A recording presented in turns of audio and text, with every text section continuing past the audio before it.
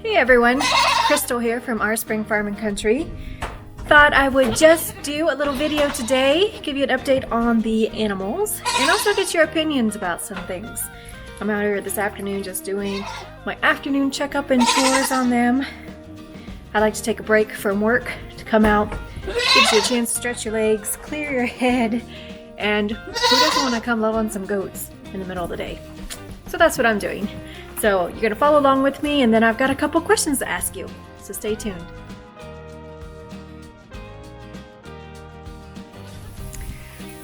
First off, yeah, I've got some naughty chickens. Came out here to fluff up their hay, and apparently a couple of the chickens have found a new place to nest, which is exactly where the goats like to eat. So I guess the first thing on the agenda is to collect those.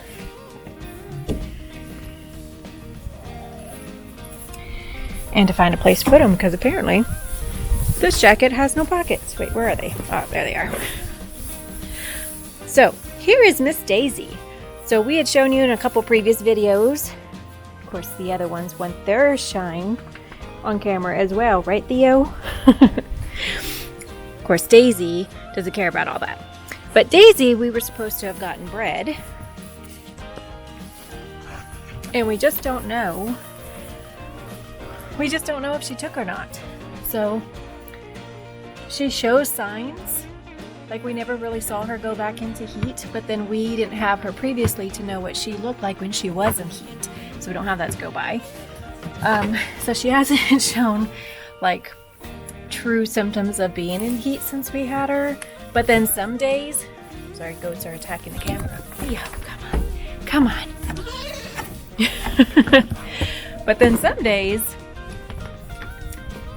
we think that she didn't take and she's not pregnant. And then the next day, she'll show all the signs of pregnancy. And then the next day, no. So we don't know. That's what being newbie goat owners is like. You doubt yourself every other day. I'm sure one second, and then I see her again, and I'm not so sure. So yes, I know we can go get her a blood test or an ultrasound or something like that. But if you didn't have access to that, Theo, you're a little close. If you didn't have access to that, you experienced goat owners, how can you tell if your goat is truly pregnant? Now, if she took, she should be due around the middle of February. So she's nearing or is around that 3-month point. And I do find, let me show you here. I do find that if I reach under her in front of her udders, it is nice and firm, and it's not on my other goats who aren't bred. So I've heard that that's a sign. So maybe she is, or maybe she ate a lot. I don't know. But anyway, I would love to hear your guys' experience on your goats and when you know for sure that they've taken. Do you guess all the way along and then suddenly 5 months later you've got babies? Or is there a telltale sign that you know every time? Would love to hear it. Put it down in the comments. I have to do a shout out to Of Little and Light, because that lady, she knows her goats, and she gave me some great advice on it, which is, well, you don't know sometimes, because some goats are through and through and will show you if they're truly in heat or not, and some are very subtle. So it's hard to tell if you don't have a test or an ultrasound, but you know, we're just kind of doing this the all natural way and don't want to run her into the vet if not, you know, if the cost isn't needed. So I guess we will just see as she stumbles along during her pregnancy.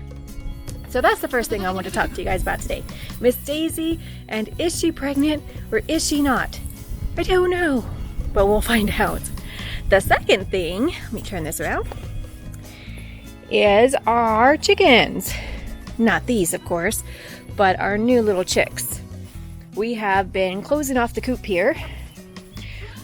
So look at that one. Got up on the stand all by itself. They're getting so big. So it looks like they are feathering out now. And we keep the top off so that they can get out a little bit and stretch their legs. And then we'll leave another chicken or two in here just to kind of acclimate a little at a time. And if you can kind of see the setup, and I apologize for the chicken wire, let me see. Actually, let me just take you inside. Okay, First, let me show you this. This is our fancy little gadget to keep the door shut, because we have this wood here, and this wood actually slides over, and that's what keeps this window shut during the night. But what I discovered one time was that it will also slide down and close in on you when you come into the coop and shut the door and you didn't bring a cell phone. And then you think, oh crap, how long is it going to take anybody in the house to realize that I am locked in the chicken coop? True story, it happened. So now we have this little gadget inside. So even if that wood was to shut, I'm no longer locked in here because it doesn't close all the way. So again, here's our setup. So we made that little brooder in here so that she can stay with her flock. The chicks would be separated and secure, and we wouldn't risk losing any to the rest of the flock picking on them. But now we're getting to the point that, as you see, the chicks are a little bigger. Look at this cutie. They got their feathers now, most of them. So the question is, oh, look how cute. The question is, when should we let them out into, well, outside basically?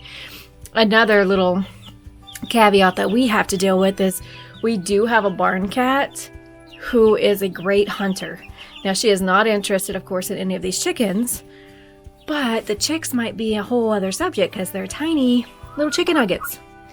So I wonder if we were to open, the door to the outside for them and they went outside with their mother, first, would the cat leave them alone? And second, would they be okay with the rest of the flock? So we got cat issues. We've got the pecking order from the rooster and the other hens. So at what age do you put them all back together? So these are between 3 and 4 weeks old now. So I think they're getting to that age where, of course, they're definitely staying warmer on their own. I don't see her sitting on them as much, even though it was only 20 degrees last night. When I came in here, they were not underneath her and they were nice and toasty. So when do we incorporate them? When do you incorporate your chicks into the rest of the flock? So you wait weeks and then you let the pecking order kind of sort things out? Is there a lot of violence? Or do you put them in right away and just let the mama hen protect her chicks? I'd love to hear that, because again, this was our first clutch that we ever let hatch, and we're just really not sure what to do next. We've got them this far and they're so darn cute, we don't want to lose any, so we don't want to make a mistake on it either. And we know with farm life, nothing's a guarantee.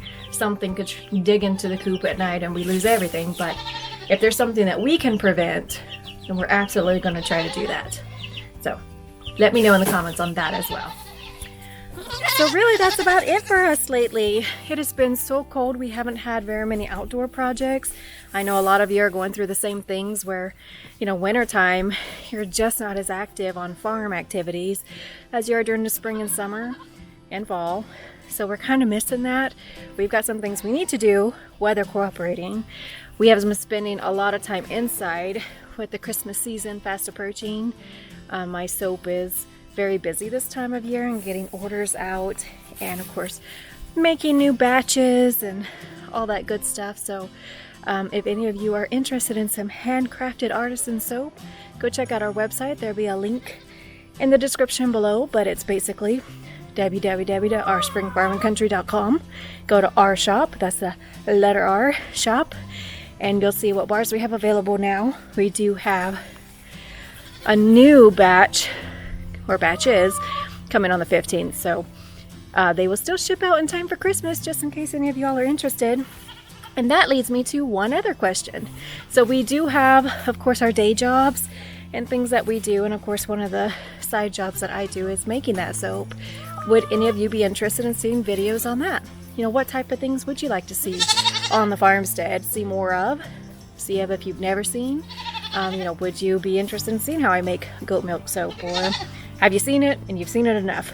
I don't know. I do have to say, if you've seen any of my soap, I'll put a couple of the pictures up here while I'm talking about it. They are definitely unique and pretty, and they're pleasing to the eye, but they're also functional. So I love that about it. Got a great pine tar soap coming too for those that suffer from skin problems, and also men who like a bar that's a little more cleansing than it is moisturizing. So stay tuned for that. But really, that's it for us today.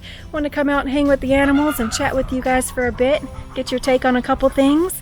So please, if you haven't already, hit that subscribe button, hit the like button, ring that notification bell so you get notified when our next video comes out, and we look forward to seeing you on the next video. You're eating my pants. Yeah. I believe that's like stomach stuff on there. Nydia, what do you have to say for yourself? Bye.